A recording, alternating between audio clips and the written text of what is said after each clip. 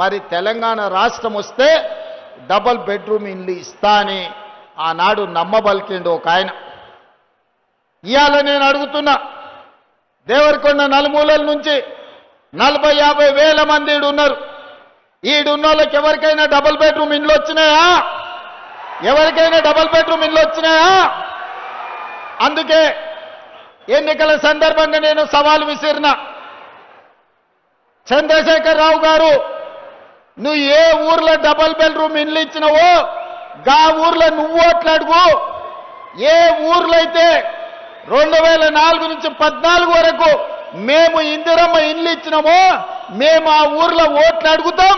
నీకు డిపాజిట్ వస్తే నువ్వు విధించిన శిక్షకు మేము సిద్ధమవుతామని ఉలకలే పలకలే.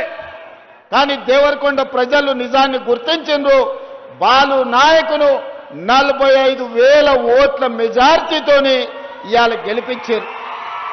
వాస్తవంగా ధనిక రాష్ట్రమైన తెలంగాణ ఆనాడు ప్రభుత్వంలో ఒకవేళ ఇందిరమ్మ ఇండ్లే ఇచ్చుంటే 10 ఏళ్లలో 20 లక్షల ఇండ్లు కట్టడానికి అవకాశం ఉండే.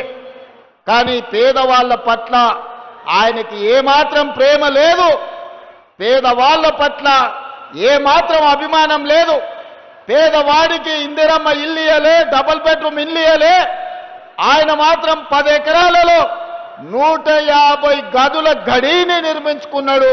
2,000 కోట్ల రూపాయలు ఖర్చు పెట్టుకున్నాడు ఆయన ఉండడానికి తప్ప పేదవాడికి 2 లక్షల రూపాయలు కూడా ఇందిరమ్మ ఇండ్లకి ఇయ్యలే. అందుకే మన ప్రభుత్వం వచ్చినంబడే పేదవాళ్ళ ఆత్మగౌరవం నిలబెట్టాలి అనంటే ఇందిరమ్మ ఇండ్లు ఇవ్వాలి, పేదలకు ఈరోజు న్యాయం జరగాలి అని వచ్చినంబడే మొదటి సంవత్సరంలోనే ప్రతి శాసనసభ నియోజకవర్గానికి 3,500 ఇందిరమ్మ ఇండ్లు, రాష్ట్రం మొత్తం 4,50,000 ఇందిరమ్మ ఇండ్లు 22,500 కోట్ల రూపాయలతోని ఇవాళ పనులు ప్రారంభించుకున్నాం. ప్రతి గ్రామాలలో,